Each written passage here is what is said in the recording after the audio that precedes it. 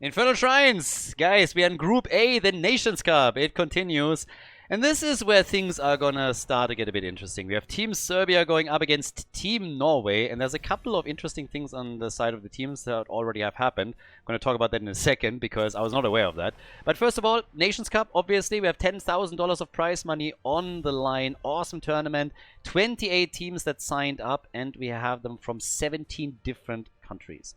Now, currently we are in the group phase. We have 7 groups with 4 teams each. The first place out of each group after a round robin will advance to the next phase of the tournament. So 7 teams will advance directly, and then we will determine an 8th and final team to advance with them out of all of the top 2 positions in the group. So every team that ends up at 2nd place has another chance in the last chance qualifier to make it into the next phase of the tournament, and everybody else is eliminated.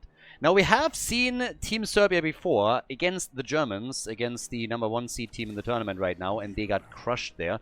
They're going up against Team Norway, who is currently a little bit of an unknown, but one of the things that got quite interesting as we headed into the lobby is that Scorch is actually playing for Team Serbia. And unless I'm totally blind, I didn't see him in the first series that they played. So I assume that he didn't have time, and they're now playing with him here. But Scorch obviously should really ring a bell. If I missed him in the first series, then my apologies, but that didn't really stand out to me. So we have on the side of Team Serbia, Last Hope, playing under the account name Cope, a former Fnatic player. He got picked up by Fnatic in the HGC days, just at the end of HGC. And Scorch has just recently made really a name for himself on the support side. Now here he might flip into a different role, because we've seen Vecman play support for the Serbian team, but just something to really point out here. Scorch's Furion was obviously an absolute beast in multiple tournaments. And it's going to be an interesting one. So best of 3 series, we got Infernal Shrines, our first map. The Norwegian team, going to be interesting to see what they can actually pull off here. But we are ready for an awesome tournament. It's going to be a lot of fun. At this point, by the way, I also want to give a little bit of a shout out to specifically Rob, one of the admins that is working here at the tournament. He's an absolute monster. The guy has put so much work and effort in, not only in getting everyone on the same page, but also checking that players are really from the country they want to play for. Just the whole organizational thing, working with the scheduling, totally fantastic. So Rob, big shout out to him once again. He obviously was also part of the last Nations Cup, which was an offline event in Berlin. And can't say enough good things about the guy. Incredibly reliable, hard worker. So big shout out to the admin team here. And in this case, Rob specifically. Now, as we're heading into game number 1, we got now Blaze, Gul'dan, and Oriel that get picked in very quickly here on Infernal Shrines. It gives us a lot of AoE damage from Gul'dan already. We have Blaze, obviously, in a position where he can take control of the shrine too. Jojo, Stukov, Mephisto, and Yrel. So lots of control here that we're getting from the Norwegian team, and we have Mephisto as one of the goldies on Infernal Shrines when it comes to mages. But yeah, I'm really curious. I want to see how exactly Team Norway is going to perform here. We have outside of the German team, Brazil, Norway, and Serbia playing in this group. And again, 2 teams get out. It stands to reason that the German team take the first place, at least given their performance so far. That's not really a stretch. But who's going to take 2nd place? We're going to take another step to find out who gets an advantage just in this series alone here today. So let's jump straight into Infernal Shrines, our first map in the best of 3 here in Group A of the Nations Cup 2026. Game on, over on the left, we got Scorch on Cassia, as expected, not in the support role this time. This goes to Vecman, who plays Oriel for the team. Team Serbia with the Punisher on Gul'dan. We got Raptor on Blaze, and then Last Hope on the account Cope, playing Diablo for the team. Over on the right side, it's Mekako and Stukov for Team Norway. Seguten on Yrel, we got Thunderbear on Johanna. Kirby on Tychus. And Happy Capped is playing Mephisto with a Skull Missile build, going into the Unyielding Power here on level 1.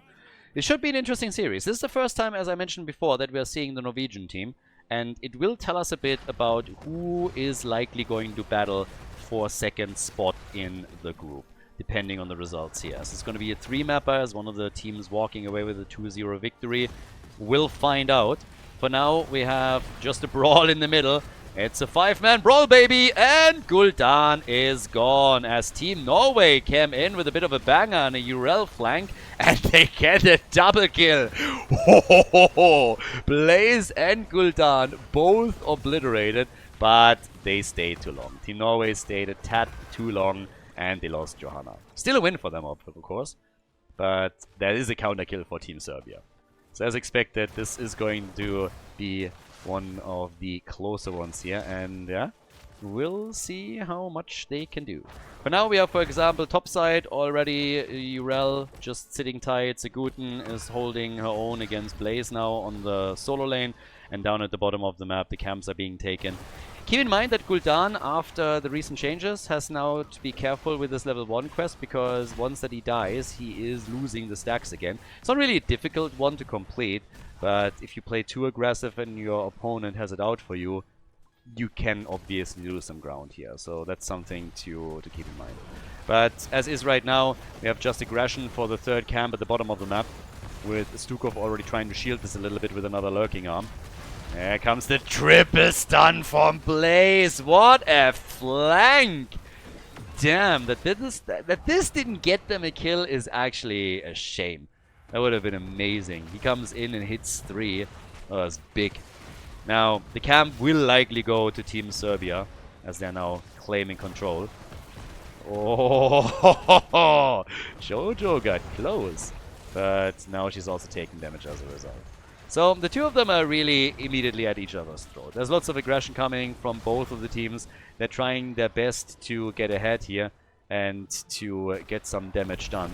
And then so far it is a very even battle for every single camp that we've seen.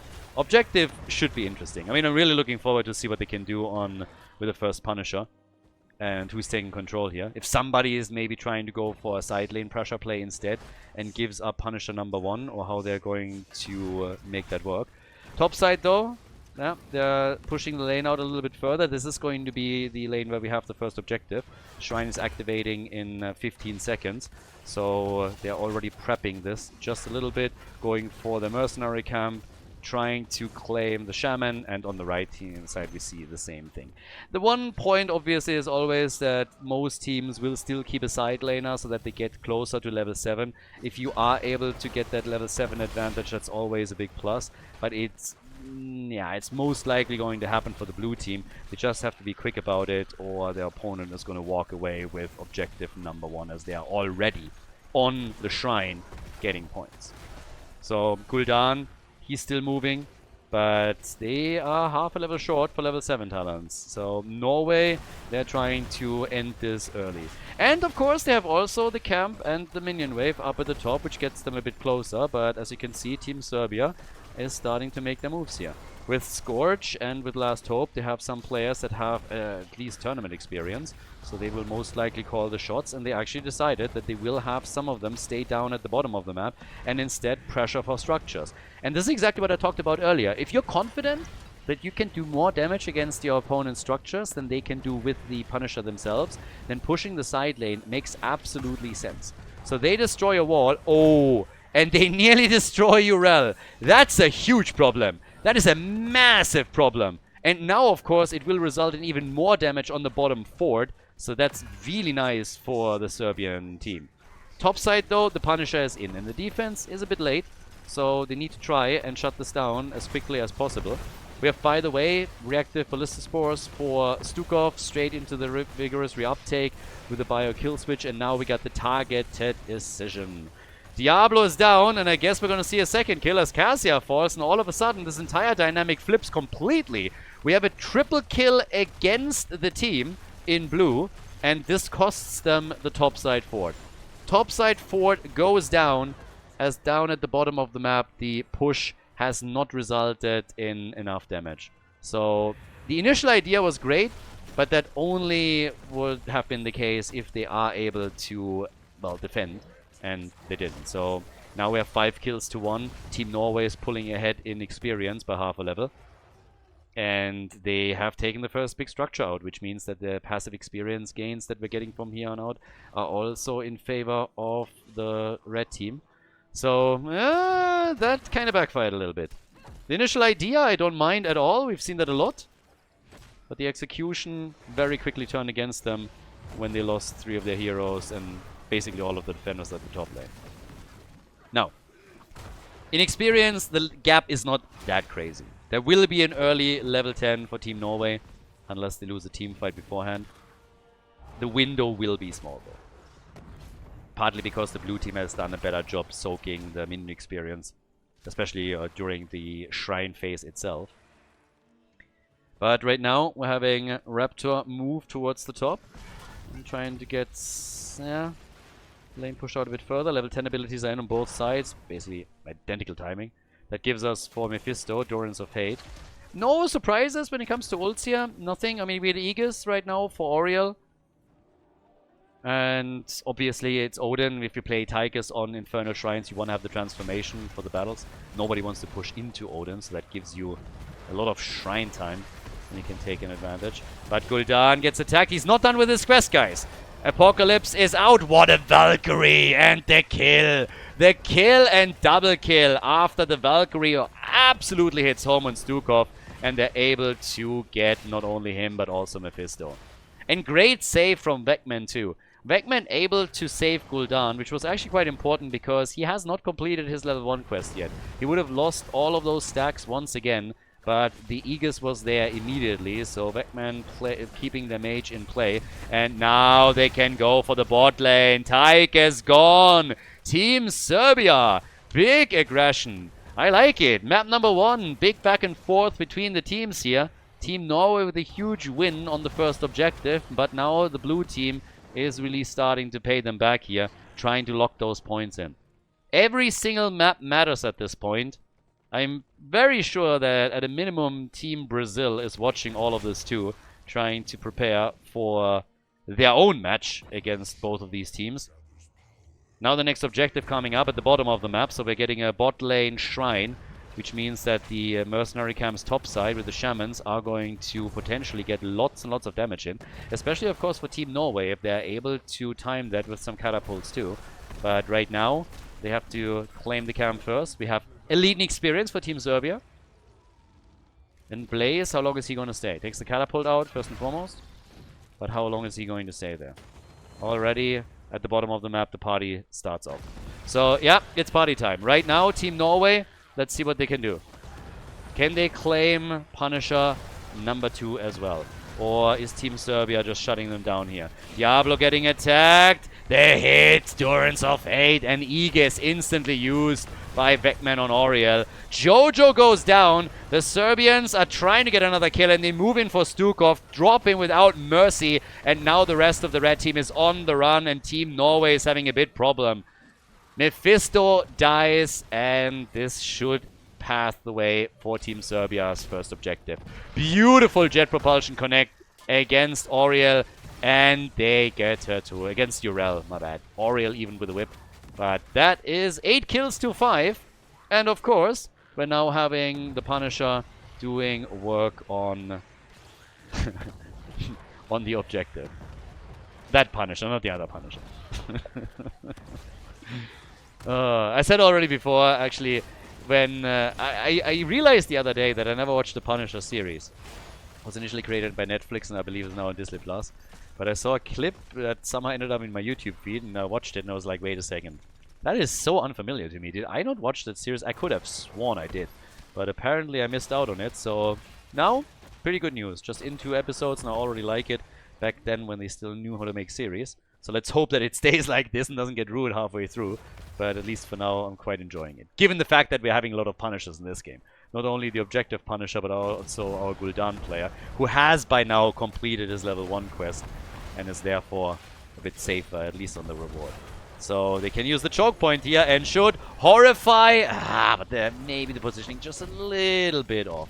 Nice jet propulsion again though. And the camp is taken by the blue team. They have the Mortar Punisher. And they are also extremely close to level 16. That's a dangerous push at the bot lane now. That's a really dangerous push here. They have a shot at taking the keep out if they get to 16 and then maybe lock in a kill or 2. Uh-oh. That's too much damage. Happy Cap completely mistimed it, and then the Valkyrie baby! What a play again by Scorch on Cassia. So that's Mephisto gone, and yes, that keep is out. No chance. Apocalypse play, beautiful engage from Last Hope, and it ends with Tychus dying, and they're getting Jojo too. Now it might even be game. They're gonna go for the core here.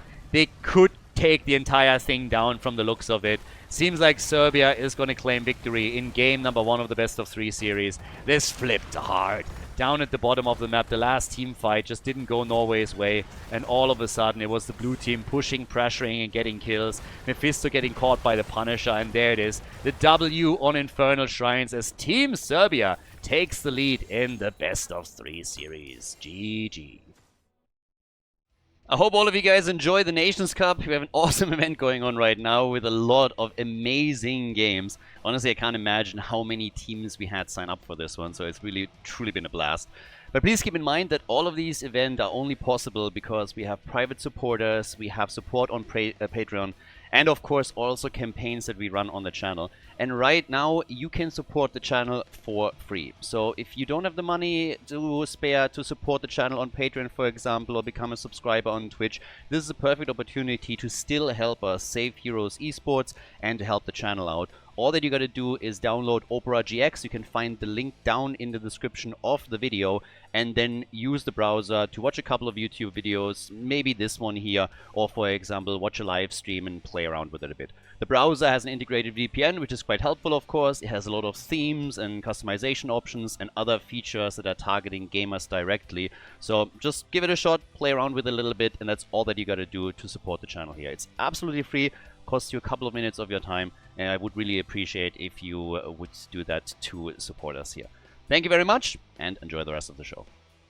Game number 1 went pretty well for Team Norway until it didn't. So yeah, at some point the entire thing just completely flipped. Team Serbia is in the lead, and well, it is Haunted Mindset we're heading into now.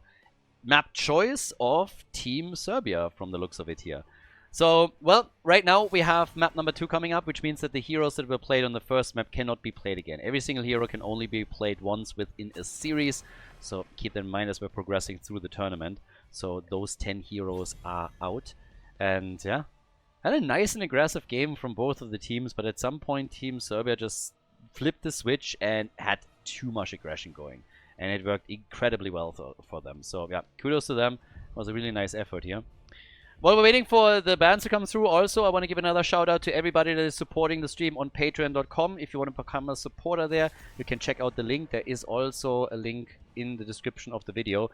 And as usual, again, we've been hosting tournaments now for 7-8 years. Wouldn't be possible without you guys. So everybody that is supporting the stream and the channel over there, thanks a lot. It's really appreciated. You're helping to keep the Heroes of the Storm esports scene alive. And without you, that just wouldn't be a thing.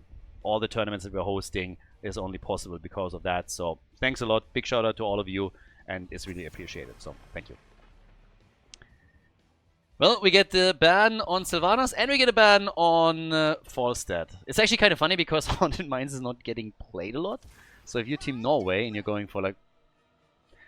Boah, for just a second I thought they picked Gazlo. They had the Junkrat skin, you know, like the Orc Junkrat skin thingy. And I was in the middle of my sentence and I just had out of the corner of my eye, I see that thing and I'm just like, wait a second, did they just pick Gazlo first? I was really scared for a moment. I was just like, oh my god. Okay, what I wanted to say is that if you are Team Norway and you're picking first pick, first ban, and then all of a sudden your opponent comes in, not with a typical map, but they just drop Haunted Minds on you, your mind goes immediately to what are we afraid of here? What is going to ruin us on this map? And they ban out Falstad, who obviously has a lot of global presence on this, and they get rid of Sylvanas, who can be very, very strong if you're getting a big Skull Golem. We get Hanzo and Rhaegar for Team Serbia, and Anubarak for Team Norway. I am fairly curious what exactly Scorch is going to play. He played Cassia in the first game, and some of those Valkyries that we got from him were insane. I mean, honestly, he prepped so many kills for the team. It was wild. It was really wild. So we'll see what he can pull off and what he's picking this time. And when taken for Mikaku for Team Norway, so they can technically also go for an approach with Anubarak in the light bomb. Genji is still up, so you could go for Genji pick as well and then Swift Strike in. You could have done that before he was banned, at least, because Team Serbia is obviously thinking along the same lines here. And it's like, you know what, how about we just getting rid of Genji to make sure that that doesn't happen to us.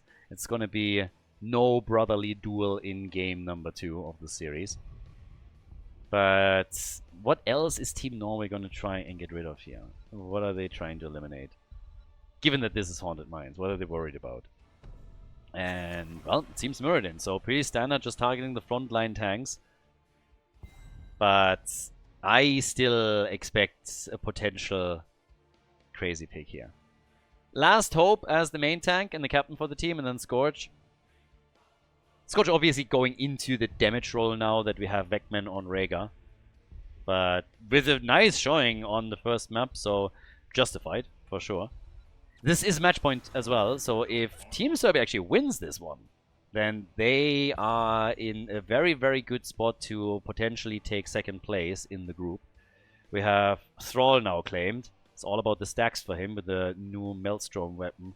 And then we got Tyrael, so it could get Judgment into a Hanzo arrow, and then Thrall Sundering, or just the attack itself. And for Team Norway, what's it going to be? They gotta really dig deep on this one. They get Greymane and they got Leoric. So they are already set for the second map. Haunted Mines, that's the comp that they think will equalize the series and force game number 3. Final pick for their opponents. Very likely that we're gonna get a triple frontline. I don't think that they were just gonna get Tyrael and Thrall here. You have with Thrall a really nice damage dealer, but you wanna be also a bit more beefy at the front. So Raptor is most likely going to lock in another melee. Here comes Sonya, and with that we are set for the second map. Haunted Mines, everybody! So let's jump in and see if Team Norway can force game number 3, or if Team Serbia walks away with a 2-0 victory. Off we go! Second map in the series, everybody. We have Punisher on Hanzo for Team Serbia. Now, of course, in the big lead here. Vecman on Rhaegar, Raptor on Sonya, Last Hope aka Cope on Tyrael, and Scourge with the Maelstrom weapon on level 1 is playing Thrall. Over on the right side of the map, it's Team Norway with Happy Capped on Greymane. We got Thunderbear on Anubarak, Mikaku is playing Anduin for the team, we got Kirby on Junkrat, and Seguten is playing Leoric. So, let's see. The blue team chose the map, so I would expect that they are having a bit of a strategy lined up here. It's always a question how aggressively you're going for the skulls, and also how you're rotating around the camps here. But Team Norway, they need a win. They need a victory on this one, or they're starting off into the tournament, into Group A, with a big loss, which would force them to perform well against Team Brazil, and also potentially take a map off Team Germany, which is of course very, very difficult. But there is a camp quickly claimed. Now both of the teams are super active once that they spawn. We have the blue team at the top taking their own pumpkins, albeit a bit slower. If you don't have Greymane in that mix and you just try and do it with Tyrael and Rhaegar, you're obviously needing a bit more time on all of this. And therefore, the red team has time to be aggressive at the bottom of the map. Spawn a couple of beetles, get the pumpkins connected, and start to take that wall down. Gate is nearly destroyed, so off to a good start. The one thing... exactly. The one thing that is really going to be important is the stacking progress of Thrall. And him dying here, that's a problem. That's not only first blood for Team Norway, but it also slows down Thrall's progress, even with the death timers now being very, very low. We currently have Maelstrom weapon. He needs the 25. If you go to 55, you are in an amazing spot. If you make it just simply to 25, I mean, you at least get a nice damage boost, but you want to push this as much as you can. Ideally, you have others tee things up for you by dishing out some stuns. There's not really a lot available here, but later on we could get Judgment, we could even get Leap. I mean, you could technically go Judgment, Leap, and Hanzo Arrow. That's the thing. So, we'll see if they're willing to commit to that. But that's definitely a possibility. Now, up at the top, we have now the red team pushing the agenda again. They have to deal with the Siege Giants first, so that's one of the things that they're focusing on. And Sonya is very, very chill until she has a little bit of company here For good reason too. So down at the bottom of the map, Punisher is already pushing this out with Hanzo. We have Leorki starting to move around, maybe trying to steal some of the vision away. But at the top, they're getting aggressive here. And yep, 1 stack, 4 Thralls level 4. Didn't get a lot with this Maelstrom weapon, and now that the red team is here in full force, they have to back off, of course. It's a 5 versus 4, and Rega is the first one that gets wrecked, and it seems that number 2 will be Tyrael. He's trying to escape, and is actually able to get out with the help of Hanzo, dodging out on all of the grenades. And Thrall, I mean, he hits another wolf, but he doesn't get a lot done on his level 1. Now, you still have plenty of time, obviously, to make up for that, but still something that needs to be considered here. And Uberak down in the mines and starting to go for some skulls as we speak. But the same is also true from the blue team. Obviously, that's where Sonya in particular, with her spin to win, is quite nice and helpful too. A couple of extra hits for Thrall, so that helps. And has 5 stacks now, so if Scorch plays this well, he is going to complete his level 4 talent in just a moment. They have 17 skulls, so not a lot. Can't really keep up with what Team Norway has been able to lock in. But, yeah, the attacks, they are gonna come. Honestly, for me personally, it's all about what happens with the synergy after level 10 and how Thrall is able to stack his level 1. That's what really matters the most. They're going for Anduin and they get the kill here. After Thrall completed his level 4, that was solid. But again, it will come down to Maelstrom weapon. They need to have another heavy damage dealer. And I want to see what they really sync up once that they have heroics. At a minimum, I expect Judgment plus the arrow from Hanzo to just really line things up. And then the question marks are the ults on the side of Thrall, where we typically get Sundering.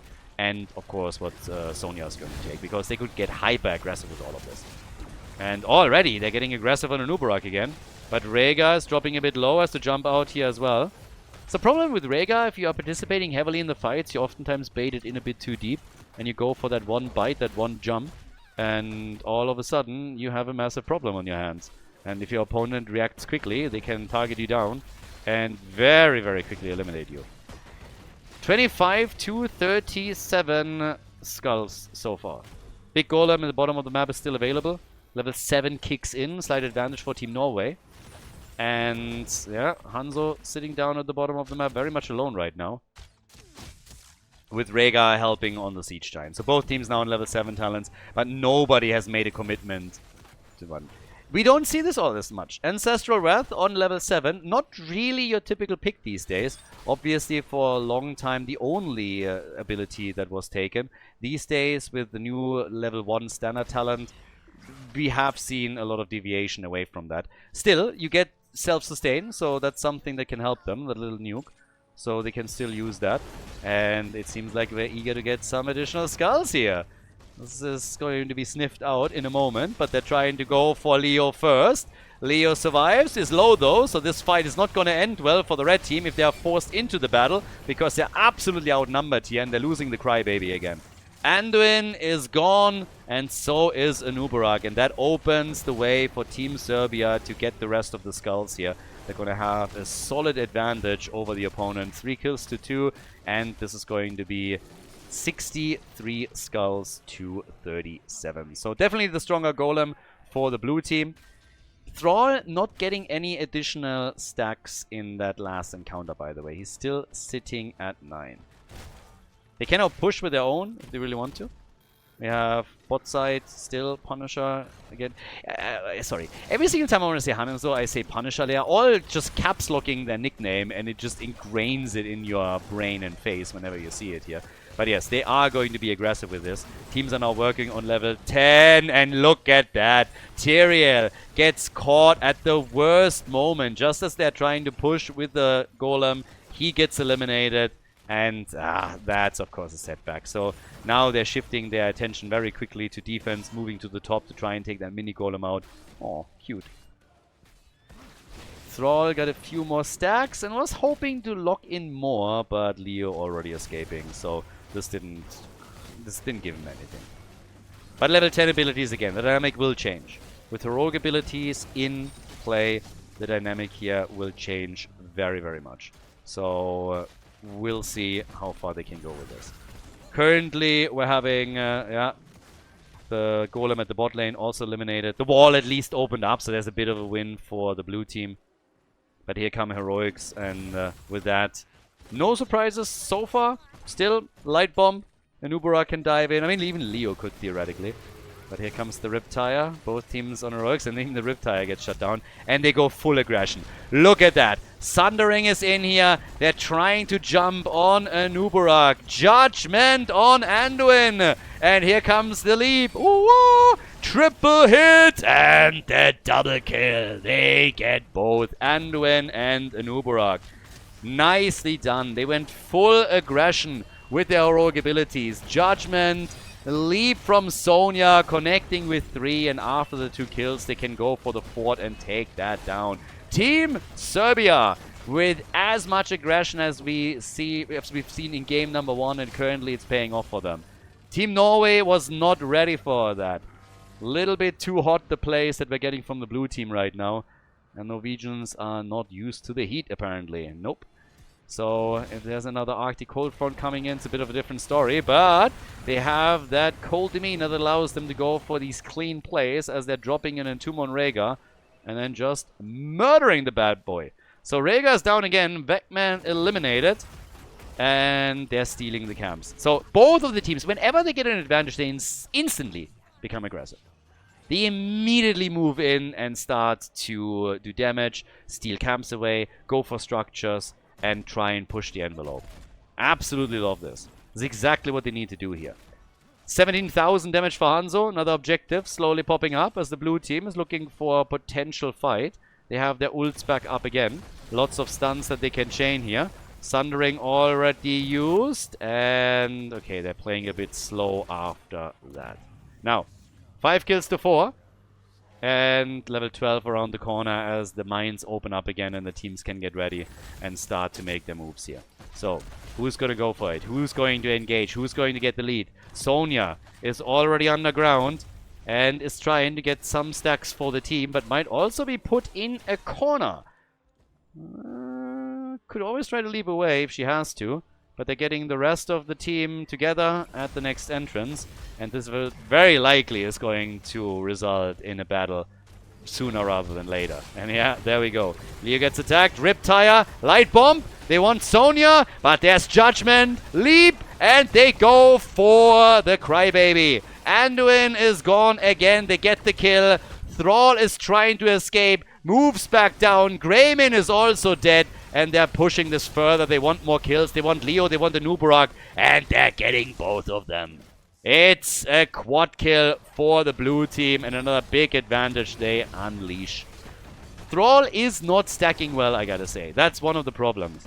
If he was able to capitalize on all of these aggressive plays by stacking his Maelstrom weapon more, honestly, Team Norway would be in so much more trouble. But Thrall not unleashing his full damage potential there is limiting them a bit. Now, don't get me wrong. The CC chains obviously work. They're winning these fights. It's 9 kills to 4. But imagine Thrall now inching forward to 55 stacks. It would allow them to go for much, much quicker kills when they make these snap decisions and would make it harder for Team Norway. So, this is a bit of... I don't want to say it's a problem, but it's something that could cause issues later if at any point Team Norway is able to stabilize and they need the damage from Thrall and it just isn't there. He's still at 18,000 damage, isn't bad. And they have, of course, a big golem at the top. 80 to 20 skulls, that's huge. Thrall is defending at the bottom of the map currently, and they are trying to unleash those combos again at the top. Tyrael is just waiting for a target. Sonya clearly buying some time, waiting for Tyrael to make the first move. And she gets Cocoon. Riptire, they're trying to go for Rhaegar. Self-heal from Beckman, and he might get out. And he finally gets killed, but they drop Anduin in the back. With nobody helping him, Anduin just didn't stand a chance here. So they're exchanging supports, and that leaves Thunderbear very alone. Thrall is still at the bottom of the map, still defending here. Sonya gone, and well, so is the top fort. Top fort gets destroyed, and that's the structure gone. Down at the bottom of the map, Thrall was able to hold on to theirs. Now, right now, this means that there's no catapult spawning, but should be a fort that they're dropping sooner rather than later. I mean, seriously. This thing is so low. It's a 1-level advantage now for Team Serbia, and they have a 4-kill lead over the opponent. Greyman with 31,000 damage, basically around the same numbers that we're seeing from Hanzo, who's hitting 32k. And apparently also wants a bit of mana back. But level 16, that's going to be a bit of a concern, because there is definitely a realistic scenario in which level 16 is going to be available for the blue team for the next objective, for the next mine phase, and Team Norway might not have that talent yet. So this could make things even more dangerous. Thrall moving in. The problem that Scorch currently has is that in all of the situations he's activating Wind Fury a bit early. He obviously wants to close the distance, he wants to close the gap to come in and dish out damage. But in an ideal world, you let somebody stun the target out, you get close, and then you activate it so that you have more time to get hits in. And once that you have your first 25 stacks, that obviously is helping you a bit because of the speed bonus and everything else. Fort at the bottom of the map has now been destroyed, so that rotation was inevitable. That would come sooner rather than later. And all the way at the top, now with level 16 talents in their hands, we have the synergy with Alpha Wolf. The level 4 and level 16 talent working in for the Serbian team. And could help them to pressure that front line further. One tower taken out at the keep wall. And of course they're attempting to pull farther ahead. Full control over the watchtowers. As one example. And Sonya pressuring the bottom of the map as Tyrael is thinking about waiting for the team so that they can take those siege giants. And I would be shocked if Team Norway decides that they are trying to contest this. So yeah, they're going to let that one slide for now. And Siege Giants will push at the bottom of the map. With a bit of luck they can take a tower down. But the undead are now spawning in 10 seconds. And yeah, Team Norway is actually much closer to level 16 than I thought they would be. The blue team is in position though. They're already down at the bottom of the map, so they're going to get a very quick lead on Skulls. As we still have Team Norway wait for level 16 talents. They're so close and yet so far. They can't jump down into the mines without it. So they're losing ground here very, very quickly. Question is just how much. Now that they got their talent, they move in through the top as a 5-man. And it's going to be a team fight in the making right there. So already Tyrael at the front. Thrall gets a little bit hit here, but it's not really a problem for him. And that allows more hits to come through. So he's at 18 stacks now. Still a bit away from his first quest reward, but he's getting there. Leap being used. The save from Anduin. Rhaegar with the Ancestral. Tyrael with Judgment. This time they didn't sync up their heroic abilities properly. They still might win the fight, but you can tell that they're struggling more. But Anubra gets popped. There's 2 that have to escape towards the back. And Leo is about to fall too. Greymane sees an opportunity. Misjudges it though. And that's 3 kills for Sonya. And once again, Team Norway is on the run. That fight just didn't work out for them. And boy, oh boy, is Norway now in trouble. Another golem is going to be taken. It's going to be big, big stacks for the blue team. They're going to have 82 to 12. Which means now they can pressure through the bottom of the map with an absolute massive golem. They're 1.5 levels ahead. Thrall is still 5 shy of getting his first quest reward. Again, this is already going to give him a lot. But they're getting the kills. 13 to 6. So now the blue team with Siege Giants at the top lane that would help them to defend against the golem. Could have timed that better, I guess. But either way, that top lane, it might lose the fort. But if you trade a fort for a keep, you're still running a win here. So down at the bottom of the map, they can now really try and crush this. And obviously, the red team is ready. They know they got to do something. But they have Leoric still at the top. Leoric is still trying to defend us a little bit. So at least pushes out slightly. He will join the team though. And Serbia is just saying, boys, we go. We go in and we are doing work here. So we're now 16, 17 minutes into the game. The scaling has definitely started to unfold. And we might be able to push this all the way if we can get kills. And they know that too. So, Judgment, if they see an opportunity, they will use it. Sonya will likely wait. Anubrak at the front. Sundering! And bye-bye! He's dead. Sonia jumped in, better safe than sorry, but wasn't even needed. He was already gone. There's the arrow, and they try to come in for the second kill. Tyrael falls, but they already dropped Anduin, and this is likely game. Leo dies as well, and this golem is still an absolute monster. 19.5, half a level to level 20. We are 16 kills deep against 7. And Team Serbia takes out Team Norway with a 2-0 victory in Group A of the Nations Cup 2026. GG and well played.